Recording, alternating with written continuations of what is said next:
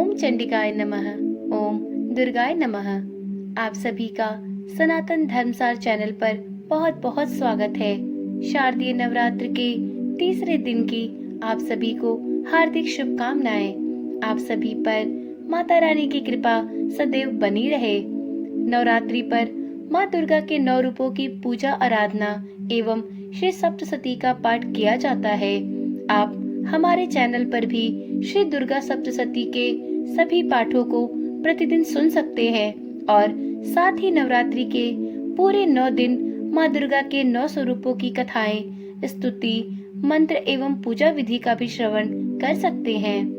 यदि आपने अभी तक इस चैनल को सब्सक्राइब नहीं किया तो कृपया करके चैनल को सब्सक्राइब कर लें, जिससे कि चैनल पर डाली जाने वाली सभी वीडियोस आपको बिना किसी रुकावट के प्राप्त होती रहे। जैसा कि आप सभी जानते होंगे कि नवरात्रि के तीसरे दिन श्री दुर्गा सप्तशती का चतुर्थ अध्याय का पाठ किया जाता है। चतुर्थ अध्याय का प्रारंभ करने से पहले श्री गणेश भगवान का हृदय से नमन करते हुए पाठ का आरंभ करते हैं। ओम श्री गणेशाय नमो नमः। ओम चंडिकाय नमो नमः। ओम दुर्गाय नमो नमः। अध्याय 4 में 42 श्लोकों में इंद्रादि देवताओं द्वारा देवी की स्तुति का वर्णन किया गया है।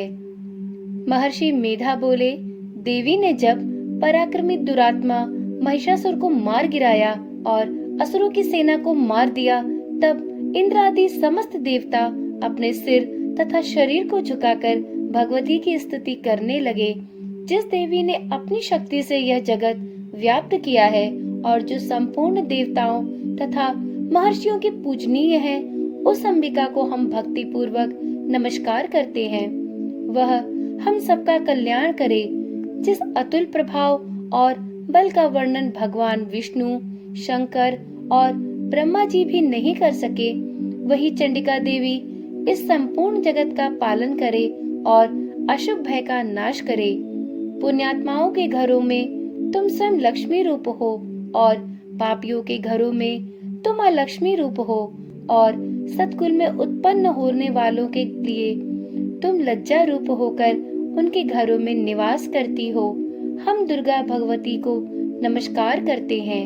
हे देवी, हम तुम्हारे अचिंत्य रूप का किस प्रकार वर्णन करें। असुरों का नाश करने वाले भारी पराक्रम तथा समस्त देवताओं और दैत्यों के विषय में जो तुम्हारे पवित्र चरित्र है, उनका हम किस प्रकार वर्णन करें। हे देवी, त्रिगुणात्मिका होने पर भी तुम संपूर्ण जगत की उत्पत्ति का कारण हो। हे देवी, भगवान विष्णु, शंकर आदि किसी भी देवता ने तुम्हारा पार नहीं पाया। तुम सबकी आश्रय हो। यह संपूर्ण जगत तुम्हारा ही अंश रूप है, क्योंकि तुम सबकी आदिभूत प्रकृति हो। हे देवी, तुम्हारे जिस नाम के उच्चारण से संपूर्ण यज्ञों में सब देवता तृप्ति लाभ करते हैं, वह स्वाहा तुम ही हो। इसके अतिरिक्त तुम पितरों की तृप्ति का कारण हो, इसलिए सब आपको स्वधा कहते हैं। हे देवी, वह विद्या जो मोक्ष को देने वाली है, जो अचिंत्य महाज्ञान स्वरूपा है, तत्वों के सार को वश में करने वाले, संपूर्ण दोषों को दूर करने वाले, मोक्ष की इच्छा वाले मुनिजन जिसका अभ्यास करते हैं, वह तुम ही हो। तुम वाणी रूप हो और दोष रहित ऋग तथा यजुर्वेदों की एवं उद्गीत और सुंदर पदों के पाठ वाले सामवेद की आश्रय रूप हो। तुम भगवती हो। इस विश्व की उत्पत्ति एवं पालन के लिए तुम वार्ता के रूप में प्रकट हुई हो और तुम संपूर्ण संसार की पीड़ा हरने वाली हो। हे देवी, जिससे सारे शास्त्रों को जाना जाता है, वह मेधा शक्ति तुम ही हो और दुर्गम भवसागर से पार करने वाली नौका भी तो तुम ही हो। लक्ष्मी रूप से विष्णु भगवान के हृदय में निवास करने वाली और भगवान महादेव द्वारा सम्मानित गौरी देवी तुम ही हो। मंद मुस्कान वाले निर्मल पूर्ण चंद्र बिंब के समान और उत्तम सुवर्ण की मनोहर कांति से कमनीय तुम्हारे मुख को देखकर भी महिषासुर क्रोध में भर गया। यह बड़े आश्चर्य की बात है। हे देवी, तुम्हारा यही मुख जब क्रोध से भर गया तो उदय काल के चंद्रमा की भांति लाल हो गया और तनी हुई भौहों के कारण विकराल रूप का हो गया। उसे देखकर भी महिषासुर के शीघ्र प्राण नहीं निकल गए। यह बड़े आश्चर्य की बात है। आपके कुपित मुख के दर्शन करके भला कौन जीवित रह सकता है। हे देवी, तुम हमारे कल्याण के लिए प्रसन्न हो।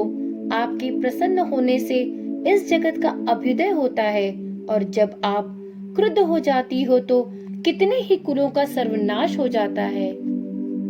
यह हमने अभी अभी जाना है कि तुमने महिषासुर की बहुत बड़ी सेना को देखते ही देखते मार दिया है।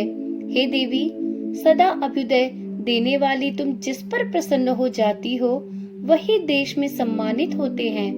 उनके यश धन की वृद्धि होती है, उनका धर्म कभी शिथिल नहीं होता और उनके यहाँ अधिक पुत्र पुत्रियां और नौकर होते हैं।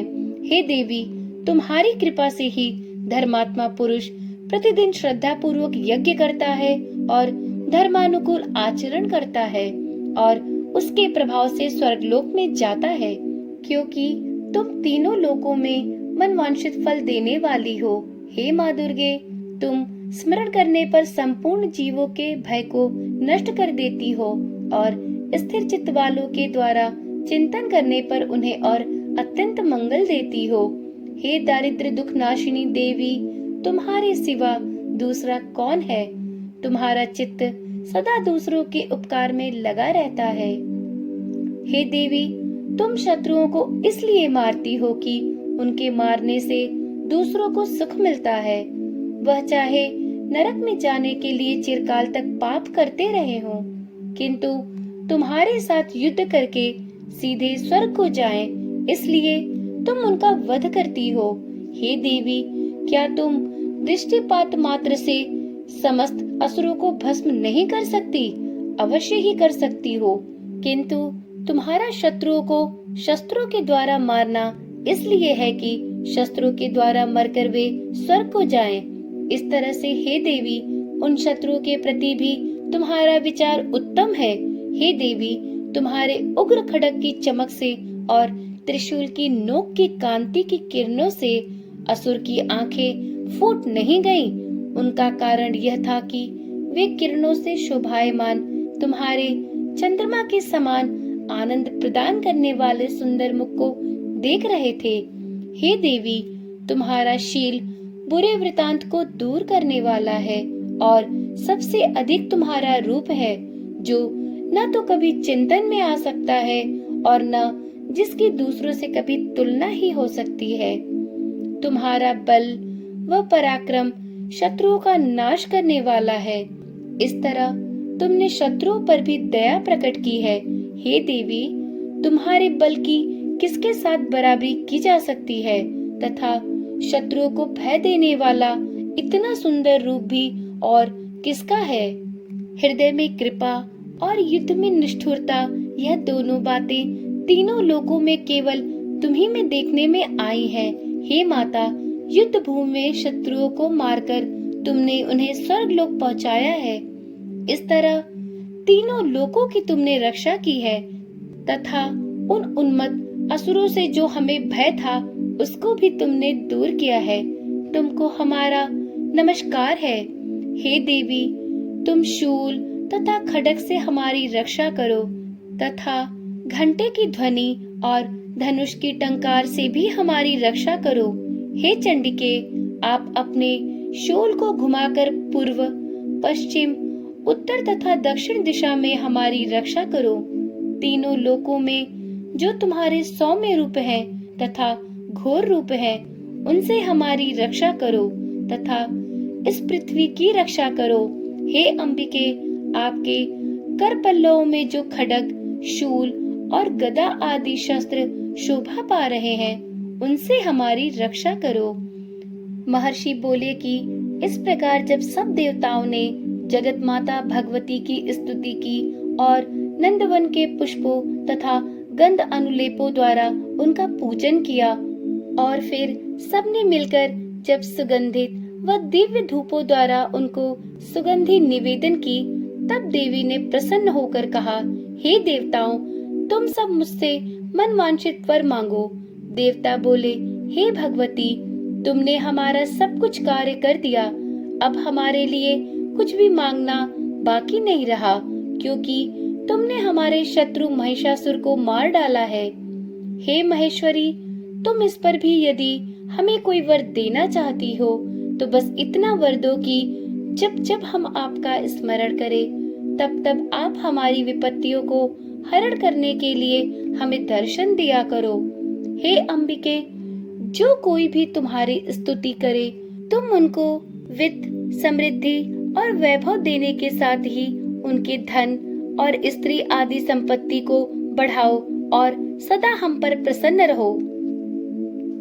महर्षि बोले, हे राजन, देवताओं ने जब जगत के लिए तथा अपने लिए इस प्रकार प्रश्न किया तो बस तथास्तु कहकर देवी अंतर ध्यान हो गई। हे भूप, जिस प्रकार तीनों लोकों का हित चाहने वाली यह भगवती देवताओं के शरीर से उत्पन्न हुई थी, वह सारा वृतांत मैंने तुमसे कह दिया है। और इसके पश्चात दुष्ट असुरों तथा शुभ निशुंभ का वध करने और सब लोगों की रक्षा करने के लिए जिस प्रकार गौरी देवी के शरीर से उत्पन्न हुई थी, वह सारा वृतांत मैं यथावत वर्णन करता हूँ। श्री दुर्गा सप्तशती का चतुर्थ अध्याय समाप्त हुआ। भक्तगणों, कल नवरात्रि के चौथे दिन हम मिलते हैं 5वें, 6ठे, 7वें एवं 8वें अध्याय के साथ। यदि आपको श्री दुर्गा सप्तशती के अध्यायों का श्रवण पसंद आ रहा हो तो कृपया वीडियो को लाइक करें और चैनल को सब्सक्राइब करें तथा कमेंट में जय माता दी लिखकर माता रानी के दरबार में अपनी हाजिरी अवश्य लगाएं। माँ शेरावाली की जय हो, माँ दुर्गा की जय हो। माँ रणचंडिका सबकी रक्षा करे, सबके जीवन को सफल बनाए, जीवन में आने वाली सभी बुराइयों और सभी पापों का नाश करे और जीवन को सद्गति प्रदान करे।